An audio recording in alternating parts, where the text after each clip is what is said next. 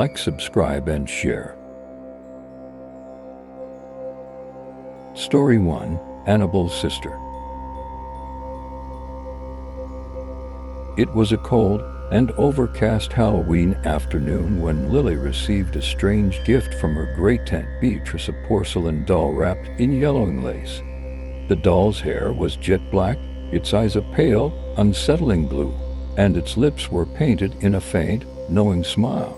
Beatrice lived alone in a creaky Victorian house miles away, the kind of relative who rarely spoke to anyone.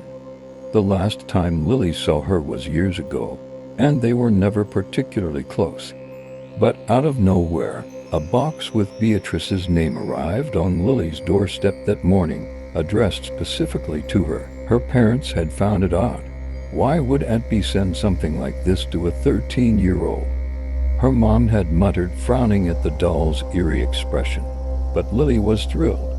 "I think she's beautiful," she said, running her fingers over the doll's smooth face. There was also a note tucked inside the box, written in Beatrice's shaky handwriting. "Her name is Dahlia. She keeps secrets. Be sure to keep her happy." It was the kind of message that might have unsettled an adult, but Lily shrugged it off.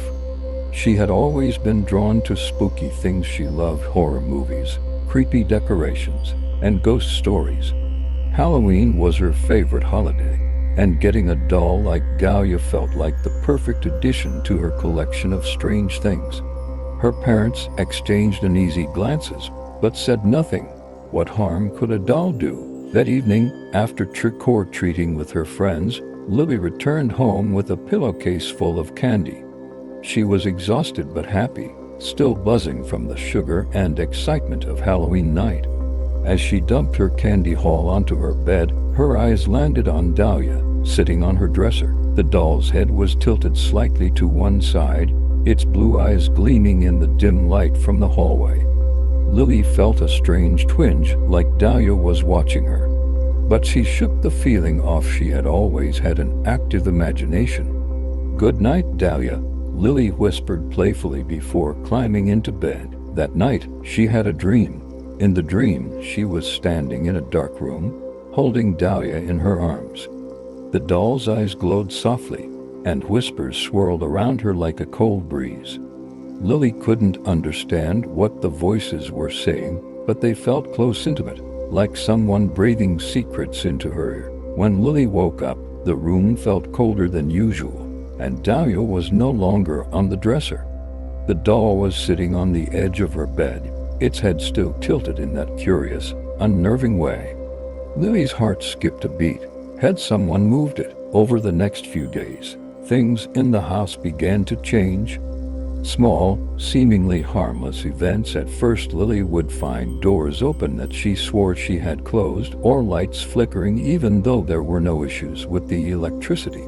And Dahlia was always in a different place, perched on the windowsill, lying on her pillow, or sitting at the kitchen table, as if she had joined the family for breakfast. Her parents joked about it at first, assuming Lily was moving the doll around to scare them. "We get it," her dad said with a chuckle. "You like creepy things." But Lily swore she hadn't touched the doll after placing it back on the dresser each night.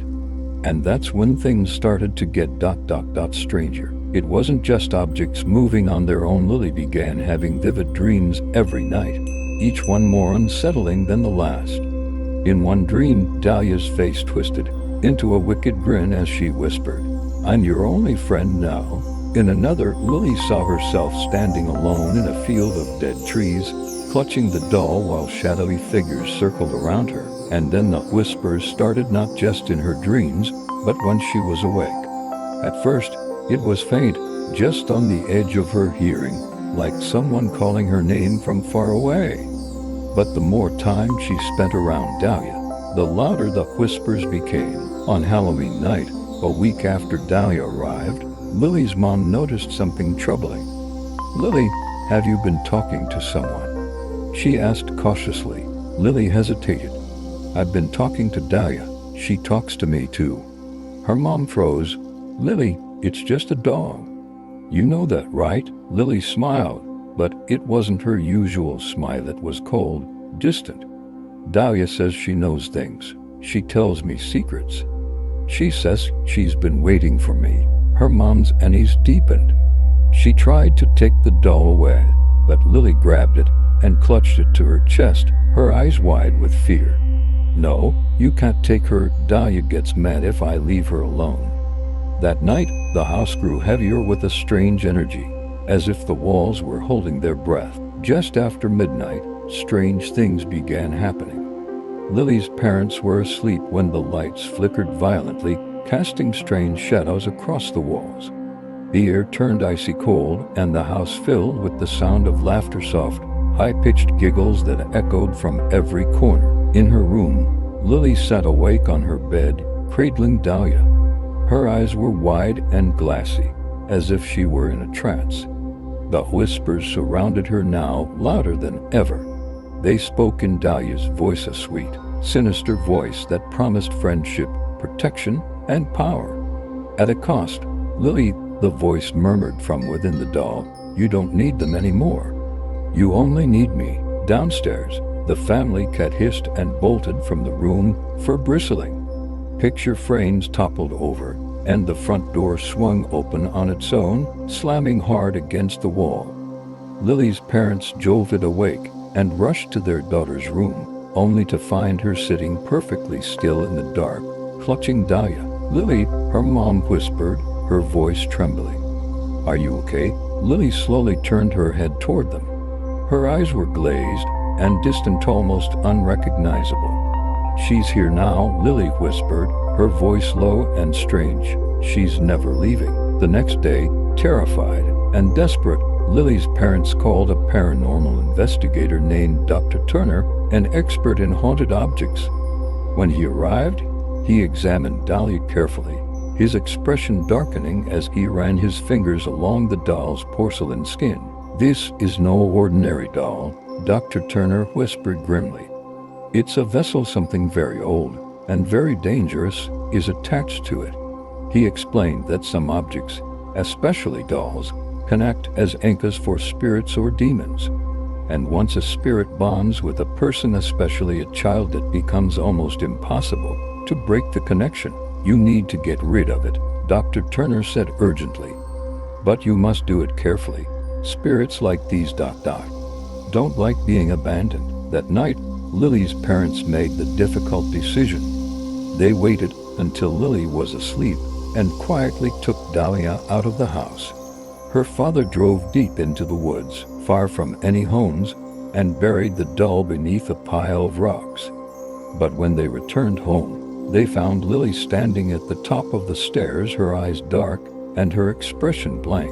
You shouldn't have done that, she whispered. She's very mad now. Before they could respond, the front door blew open, and sitting in the doorway, perfectly clean and untouched, was Dahlia. The doll's blue eyes gleamed in the moonlight, and its faint, knowing smile seemed wider than before. That Halloween night was the last time anyone saw Lily as she truly was. The family tried to leave, but every time they stepped outside, something pulled them back, an invisible force that kept them trapped inside the house. By midnight, the doll's whispers had consumed Lily entirely. She sat in the middle of her room, surrounded by her Halloween candy, humming a strange, tuneless song. Dahlia sat in her lap, and the doll's smile seemed to pulse with life. Her parents tried one last time to take the doll away, but as they reached for it, Lily turned to them with a wicked grin. You can't have her, she said, her voice not her own. She's mine now, and I'm hers. And with that, the lights went out. Months later, Lily's parents sold the house and moved away, hoping to leave the nightmare behind. But on the following Halloween, a small, unmarked package appeared on their new doorstep. Inside was a porcelain doll with pale blue eyes, jet black hair, and a faint, knowing smile. Dahlia had come back, and this time, she wasn't leaving. Story 2. The Ghost Passenger. The dashboard clock of Travis's car flickered 11:42 p.m. He glanced at it, sighing deeply. It was Halloween night, and the rideshare business was busier than ever. Some drivers avoided Halloween shifts, spooked by weird customers in creepy costumes or drunken revelers. But Travis needed the money, and this was the last ride of his night before he could head home. The streets were quiet now, littered with discarded candy wrappers, plastic vampire teeth, and the occasional jack-o'-lantern slumped over in someone's yard. He checked his phone for his next pickup, a woman named Meredith. The location was a few miles out of town, close to the highway, near an old cemetery called Restfield Grounds. A cold shiver ran down Travis's spine. Of course it's near a cemetery, he muttered to himself, rubbing his hands together to shake off the chill. It had been an unusually cold Halloween this year, with fog rolling in from the hills and settling heavily over the streets. He turned onto the dim road leading toward the pickup point. As he approached, the fog thickened, making it hard to see more than a few feet in front of him. The GPS signaled that he had arrived, though no one was in sight. Travis squinted through the mist, hoping his passenger would appear. He just needed one more ride to make his night worth it. Just as he was about to give up and cancel the trip, a figure emerged from the fog, a woman wearing an elegant black dress, her dark hair pinned back under a delicate veil. She looked out of place, as if she had stepped out of another time, her pale face glowing faintly in the moonlight. "Meredith?" Travis asked, lowering the passenger window slightly. The woman nodded, her expression calm but distant. She didn't smile, didn't offer a greeting, just stepped into the back seat with a slow, deliberate grace. She smelled faintly of lavender and something else, something old like damp earth. Travis felt an involuntary chill crawl up his spine. He told himself it was just the cold air creeping into the car. "Where to?" he asked, tapping on the app. Meredith's voice was soft, barely audible, as if she was speaking from far away. "Take me to Restfield Grounds." Travis hesitated. "The cemetery?" "Yes," she whispered. "That's where I belong." He blinked, uncomfortable but unwilling to cancel the ride. A job was a job, he reminded himself. He started the car, driving slowly through the fog-cloaked streets toward Restfield. As they drove, the woman remained silent for several minutes, staring out the window. Travis cleared his throat, trying to shake off the unsettling feeling in his gut. "Late night to be heading to a cemetery," he said, forcing a laugh. "You visiting someone?" Meredith's gaze didn't leave the window. "In a way, family," Travis asked, hoping to fill the silence with something, anything. Meredith tilted her head slightly, as if pondering the question. "Yes, you could say that." Her voice was laced with a strange, melancholy warmth. Travis gripped the wheel tighter. "I've heard Restfield is supposed to be haunted," he joked nervously, hoping for a reaction. To his surprise, Meredith smiled, just a small, sad curve of her lips. "That's true," she murmured. "The dead never really leave. They like to visit, especially tonight." A chill swept through the car, making Travis shiver.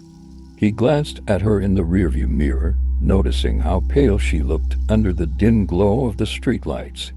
Her skin seemed almost translucent, and her eyes too empty, as if something was missing behind them. He tried to brush it off as an odd costume or makeup. After all, it was Halloween. The GPS recalculated, rerouting him through a back road that twisted into the woods behind the cemetery. Travis frowned at the screen. "Looks like we have to take a detour." "Fog's messing with the signal." Meredith didn't respond, as if the change in route didn't concern her at all. She sat perfectly still, hands folded in her lap, her eyes locked on the passing trees. As they entered the forested road, the atmosphere in the car seemed to shift, thicker, heavier. Even the air felt harder to breathe.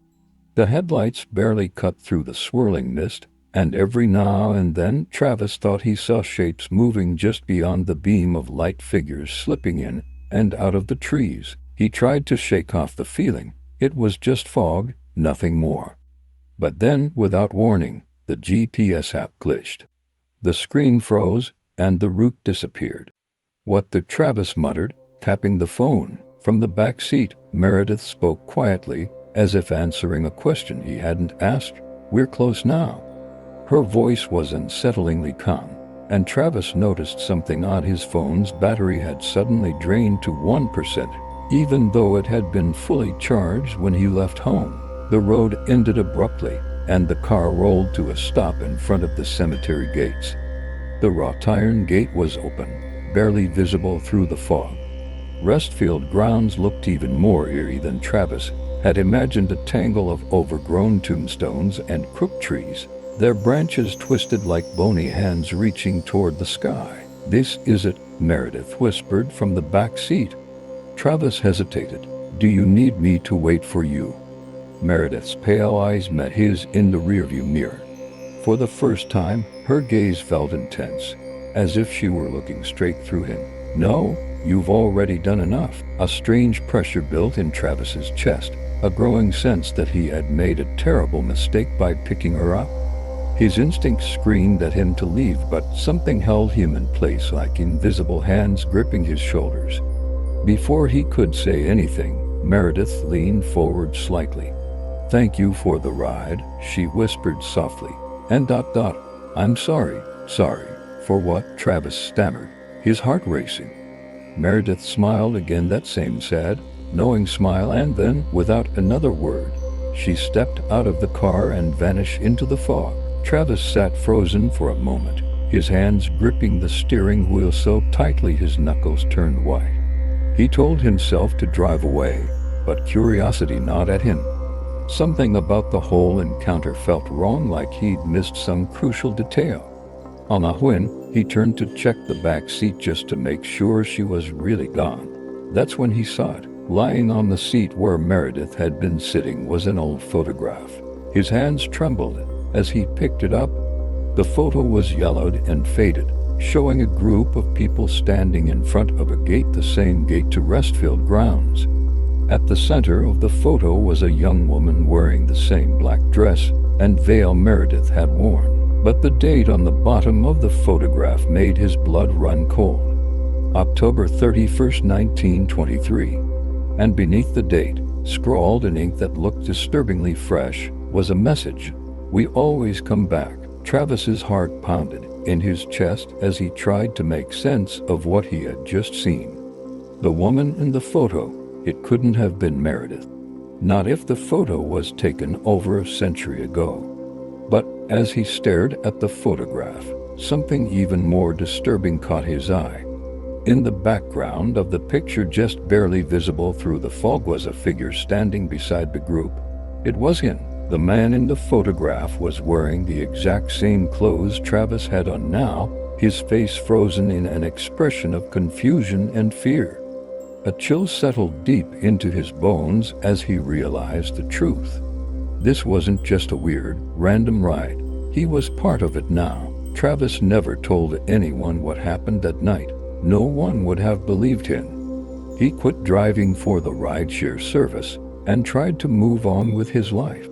But every Halloween, without fail, his phone would buzz with a new ride request, always at the same time, 11:42 p.m. And every year, the message on the screen was the same. "Pick up, Meredith. Location, Restfield grounds." No matter how many times he deleted the app, the request would always come. And Travis knew deep down that one Halloween, he wouldn't be able to resist. Because once the dead invite you, they never stop waiting for you to join them. Story 3. The Phantom Masquerade. October 31st had arrived with the usual fanfare of spooky decorations, pumpkins, and costumes. Brian, Liz, Ashley, and Marcus, a tight-knit group of friends, had spent weeks debating what to do for Halloween. By the time the day rolled around, they were bored of the usual house parties and bars. That's when the invitation arrived.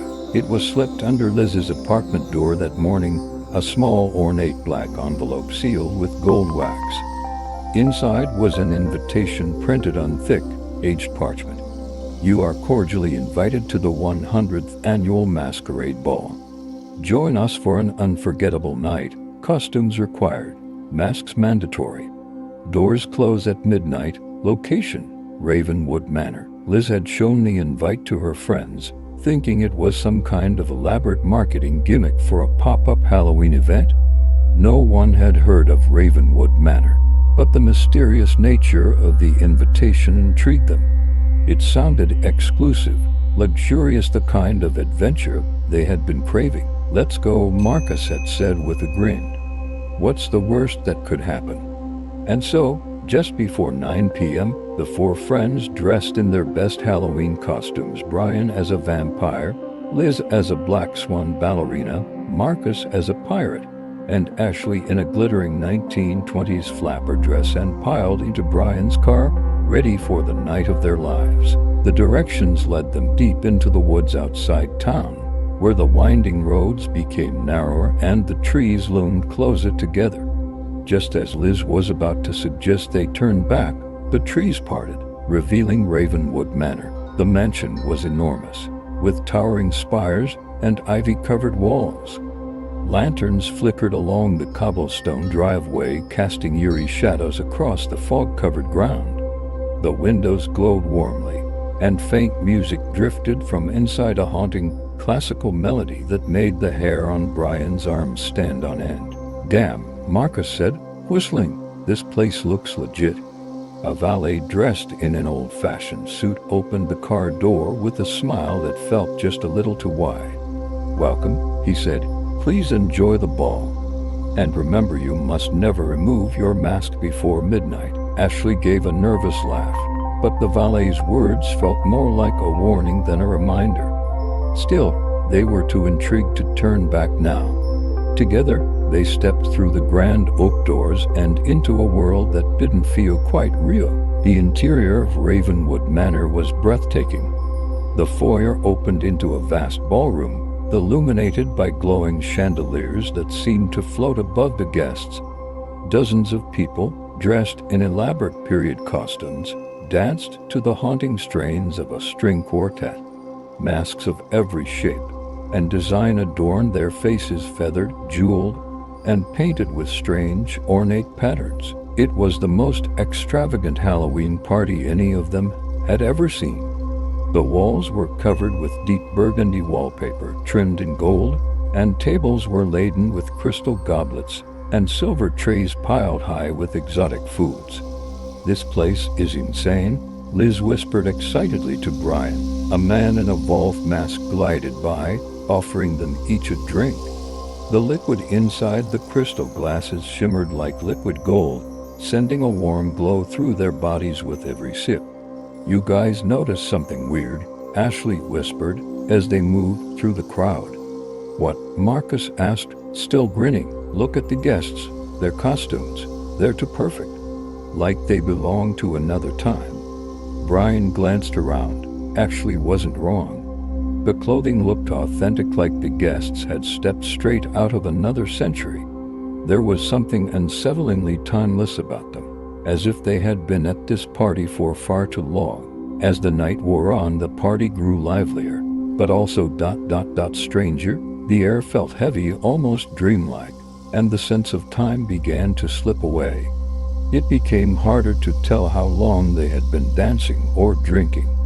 Every now and then, Brian caught a glimpse of the other guests staring at them, not with curiosity, but with a strange kind of hunger. At one point, Liz tried to take off her mask to scratch her face, but it wouldn't budge. "It's stuck," she whispered, her fingers trembling as she tugged at the delicate ties.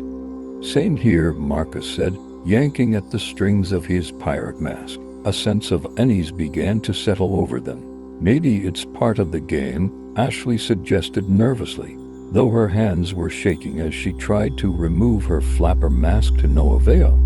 "Let's find the host," Brian said, his voice tight with anxiety. "Ask what the hell is going on." They weaved their way through the crowd, trying to find someone in charge.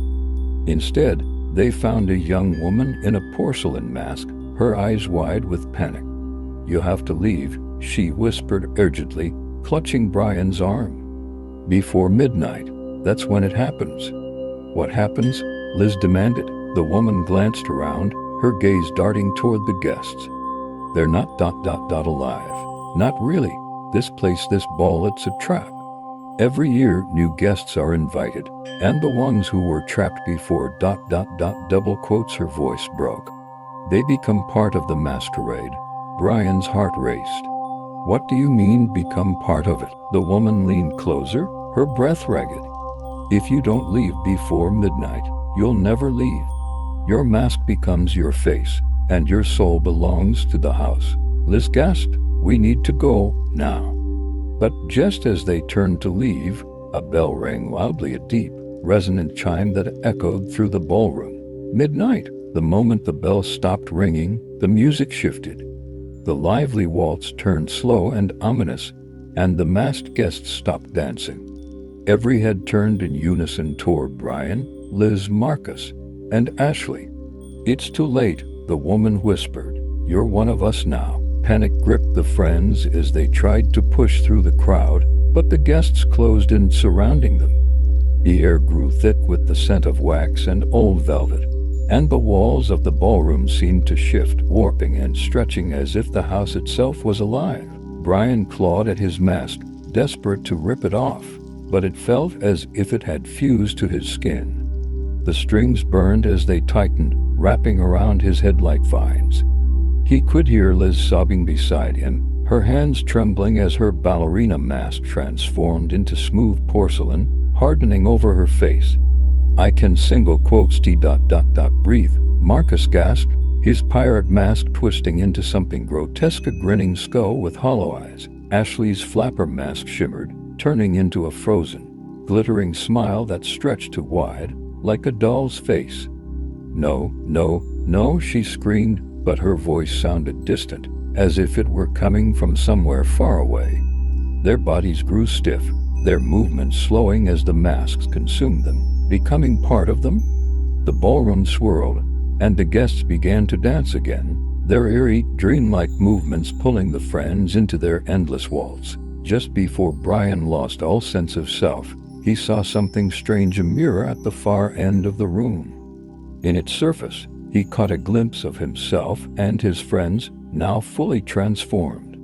They were no longer people, but lifelike mannequins, their masks frozen in place, their eyes wide with terror. He tried to scream, but no sound came from his lips. The waltz continued, and the guests danced on, swirling around them in an endless, dreamlike haze. And then, just like that, the mask settled, and the transformation was complete. Brian and his friends were no longer outsiders. They were part of the masquerade, trapped within Ravenwood Manor for all eternity. A year later, on the morning of October 31st, a new invitation was slipped under someone's door. It was written on the same black parchment, sealed with gold wax. You are cordially invited to the 101st Annual Masquerade Ball. Join us for an unforgettable night. Costumes required, masks mandatory, doors close at midnight, and somewhere, deep within the manor, four new mannequins stood silently in the ballroom, their frozen faces locked in an eternal dance, waiting for the next guests to arrive. Because the ball never ends, and no one ever leaves.